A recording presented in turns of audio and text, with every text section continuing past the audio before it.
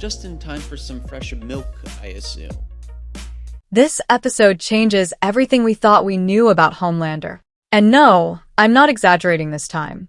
Episode 6 might secretly be the most important chapter of The Boys Season 5 so far because beneath all the chaos, betrayals, and exploding bodies, this episode is really about one terrifying idea: what happens when Homelander finally stops pretending to be human. By the end of this episode, alliances are shattered. Gen V characters are pulled directly into the main story. Butcher crosses another line that he can never come back from, and there's one moment involving Ryan that honestly might decide the fate of the entire series. But the craziest part? I don't think the biggest villain in this episode is Homelander. I think it's fear. Because every single character is now acting out of fear, and that's exactly why everything is falling apart. We're breaking down the ending, the hidden connections to Gen V, why Cate Dunlap may already be manipulating more people than we realize, and the terrifying truth behind Homelander's final scene. Because trust me, if you miss the small details in this episode, then you miss the real story. The episode opens in complete silence, and that alone already feels wrong for the boys. Usually the show throws chaos at us immediately, but here the quiet is intentional. Homeland is standing alone in Vought Tower, tells us everything we need to know about his mental state. After the events of Episode 5, he's no longer trying to win public approval. He already believes he's above humanity. That conversation with Sister Sage earlier in the season planted the seed, but now it's fully growing into something dangerous. What makes this version of Homelander scarier is that he's calmer. Angry Homelander is reckless, but calm Homelander is calculating. And throughout this episode, we constantly see him testing people, studying them, almost like he's deciding who deserves to survive in the world he wants to build. Meanwhile, Butcher and the boys are falling apart faster than ever. One of the smartest things about this episode is how every member of the team is beginning to represent a different response to trauma. wants control. Huey wants hope. Frenchie wants redemption. Kimiko wants peace. And Butcher? Butcher wants destruction. The scene where he stares at the virus sample tells us everything without saying much at all. He's reached the point where saving the world matters more to him than saving his soul. That's the tragedy of Butcher. Every season, he becomes more like the monsters he hates. And this episode finally forces the audience to ask a question they've been avoiding for years. If Butcher succeeds, will there even be anything good left of him afterward? The Gen V connections in this episode are absolutely massive, especially the appearance of Cate Dunlap. Now, if you watch Gen V Season 2 carefully, then Cate's behavior here immediately feels suspicious. She barely speaks, yet somehow every room she walks into feels tense. That's intentional. Cate's powers are terrifying because they don't just control bodies. They destroy trust. And the episode quietly hints that several important characters may already be under her influence. There's a moment where a Vought security guard suddenly changes his story mid-conversation, and the camera lingers on Cate for just a second too long. That is not accidental. The writers are telling us something. Cate doesn't need to fight physically because she can rewrite the rules of reality around people. Honestly, she may already be one of the most dangerous characters in the franchise. What's even more interesting is how the show parallels Cate and Homelander. Both characters desperately want control, but for completely different reasons. Homelander wants love. Cate wants safety. That difference matters because it could determine which side she eventually chooses. Remember, Gen V already showed us that Cate is emotionally unstable and deeply vulnerable to manipulation. Homelander understands people like that better than anyone. He knows exactly how to turn damaged people into loyal followers. That scene where he speaks to her privately feels less like a conversation and more like recruitment. And if Cate truly joins Homelander willingly, then the boys are in serious trouble because physical strength means nothing against someone who can invade your mind. The Ryan storyline is where the emotional core of the episode really hits. Ryan is trapped between two futures. One path leads toward humanity through Butcher, and the other leads toward godhood through Homelander. But what makes Episode 6 brilliant is that neither option looks healthy anymore. Butcher is becoming increasingly violent and unstable, while Homelander is becoming openly authoritarian. Ryan looking uncomfortable during Homelander's speech is one of the most important details in the episode. He's beginning to realize that his father doesn't want to protect humanity. He wants humanity to worship him. There's a huge difference between being loved and being obeyed, and Ryan is finally starting to understand that. One scene that deserves way more attention is the hidden classroom sequence involving the Gen V students. A lot of people probably saw it as a simple cameo setup, but it's actually doing something much bigger. The students are being studied almost like experiments, and Vought clearly sees them as the future of the company. This connects directly to the ending of Gen V Season 2, where the younger generation of Supes became increasingly radicalized. Vought doesn't just want superheroes anymore. They want controllable superheroes. And that's why Cate matters so much. She represents the perfect weapon for maintaining loyalty inside a new generation of unstable Supes.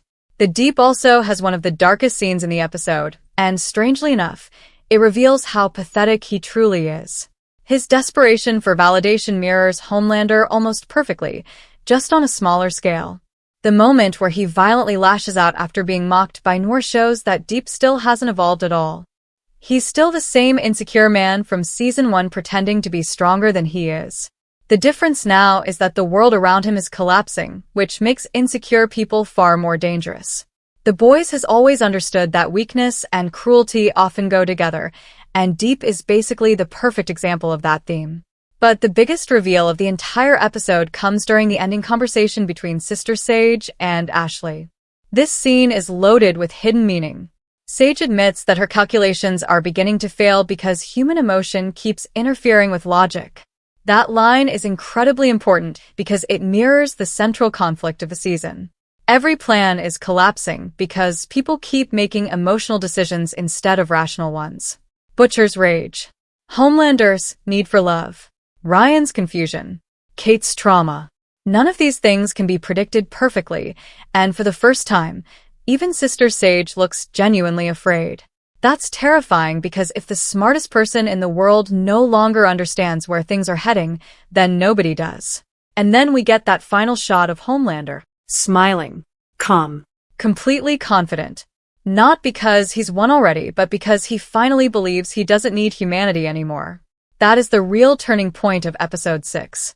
Previous versions of Homelander still wanted public approval. This version wants submission.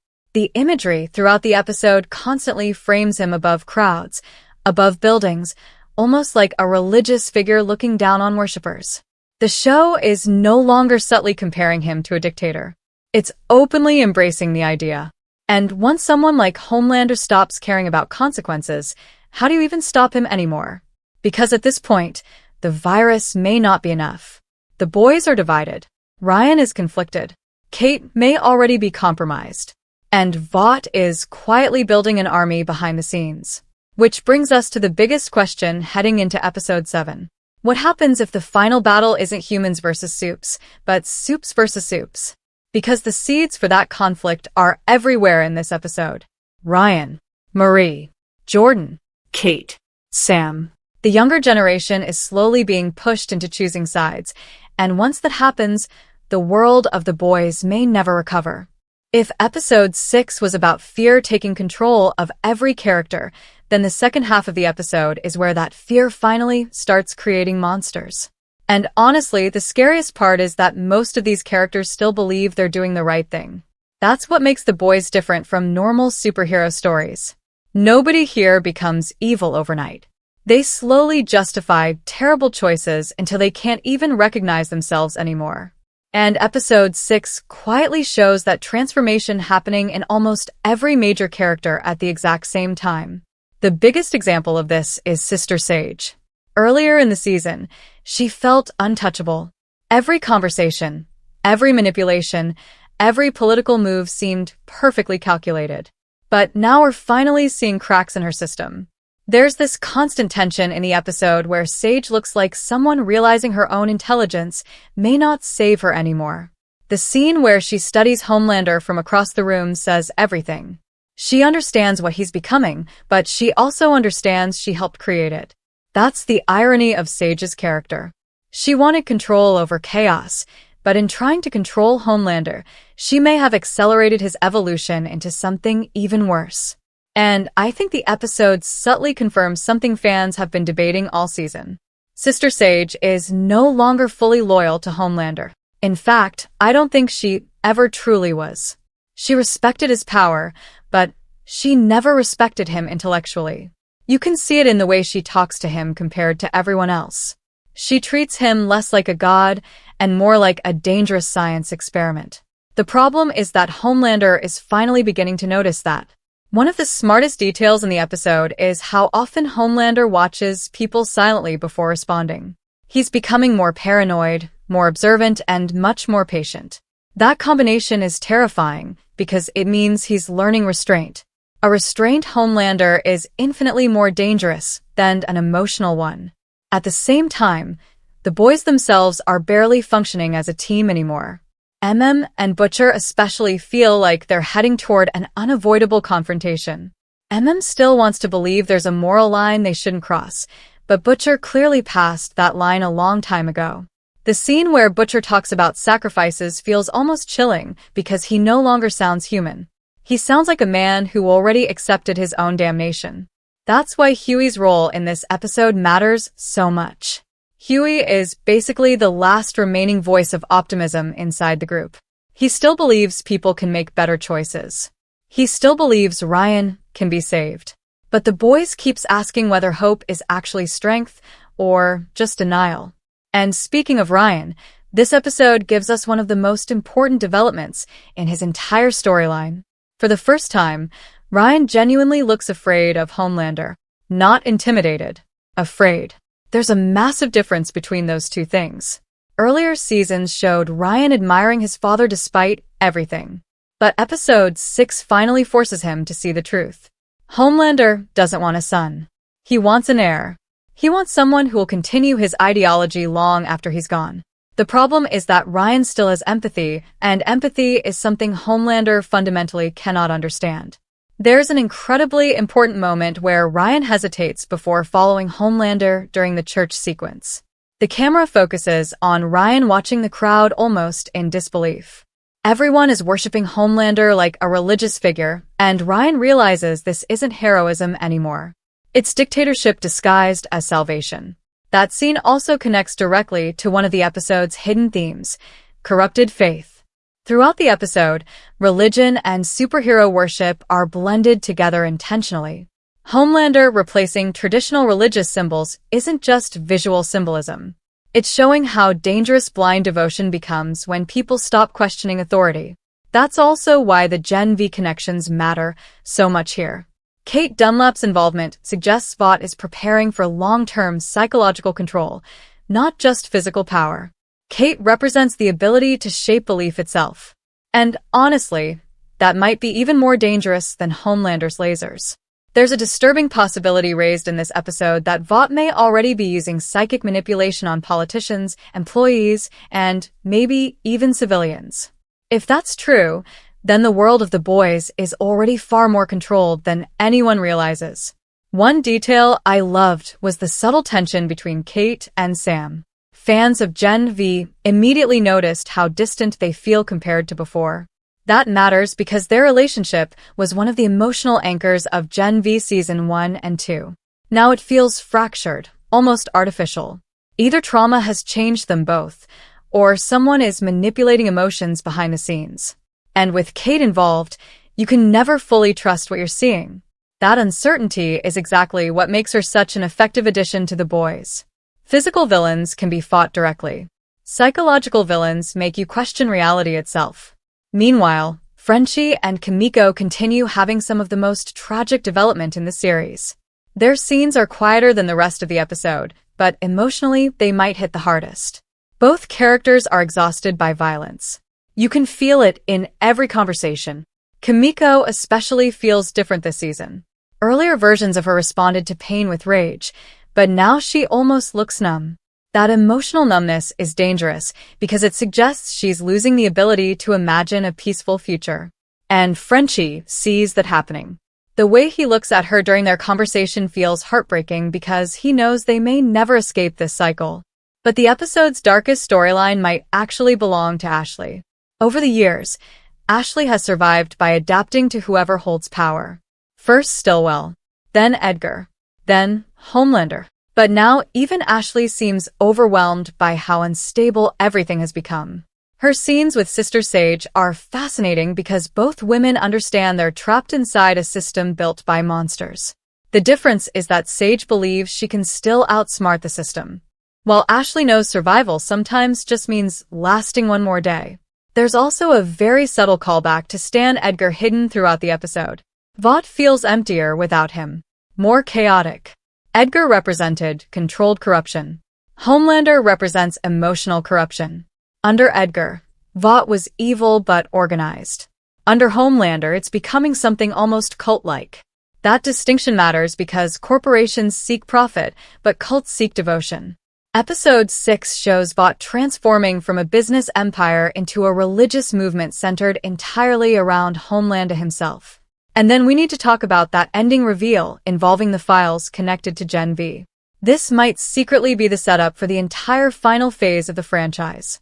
The documents strongly imply that Vought has been tracking special bloodline mutations among younger Supes. That could explain why characters like Marie are so important moving forward. Marie's blood abilities were already incredibly powerful in Gen V, but what if her powers evolve even further? What if she becomes one of the few characters actually capable of hurting Homelander permanently? That possibility changes everything because it creates a direct narrative bridge between Gen V and the boys' finale. The younger generation isn't just supporting the story anymore. They are the future of the story. And I think episode 6 is quietly preparing us for a massive shift where the final conflict becomes generational. Older Supes like Homelander and Soldier Boy represent outdated power built on fear and domination. Characters like Marie, Jordan, and maybe even Ryan represent a chance to build something different. The question is whether that new generation can survive long enough to make that choice. Because right now, Homelander is closer to absolute power than he has ever been before. The public fears him. Vought obeys him. Politicians submit to him. And worst of all, he's starting to believe his own mythology completely. That final speech in the episode isn't just propaganda anymore. It's a declaration. Homelander no longer sees himself as protecting America. In his mind, he is America. And history has shown that when powerful men begin believing they personally embody a nation, disaster always follows. But the real genius of episode 6 is that while everyone is focused on Homelander becoming more powerful, the episode quietly keeps asking a much scarier question. What if Homelander is not actually the final problem anymore? Because underneath all the violence and political chaos, this episode is secretly setting up something much bigger than one villain. It's setting up the collapse of the entire system that created him in the first place. And the clearest example of that comes through Vought itself. Earlier seasons portrayed Vought as this unstoppable corporate machine that could control media, politics, and superheroes all at once. But now, the company feels unstable, fractured, almost desperate. You can see it in the nervous employees, the increased security, the propaganda everywhere, and especially the way people react whenever Homelander enters a room. Nobody respects him anymore. They fear him. That difference completely changes the atmosphere of the show. There's a fantastic moment in the episode where one Vought executive immediately changes his opinion after Homelander slightly tilts his head. It's a tiny detail, but it says everything about the current state of power. Nobody inside Vought is speaking honestly anymore. They're surviving. And when an entire system becomes built on fear instead of trust, collapse becomes inevitable. That's exactly what episode 6 is building toward. This is also why the return of Gen V characters feels so important. Marie, Jordan, Cate, and Sam are entering a world where the older generation already failed. Think about it. Every major adult Supe we've seen is emotionally broken in some way. Homelander is consumed by narcissism. Soldier Boy is trapped in the past. Deep is pathetic and insecure. A-Train spent years running from guilt. Even Starlight carries trauma from her childhood. The younger Gen V characters are basically inheriting a poisoned world. And honestly, I think the episode is hinting that Marie might become far more important than fans realize. Her blood powers are terrifying when you really think about them. Gen V already showed she could manipulate blood internally, sense injuries, and even explode bodies. But what if those abilities evolve further?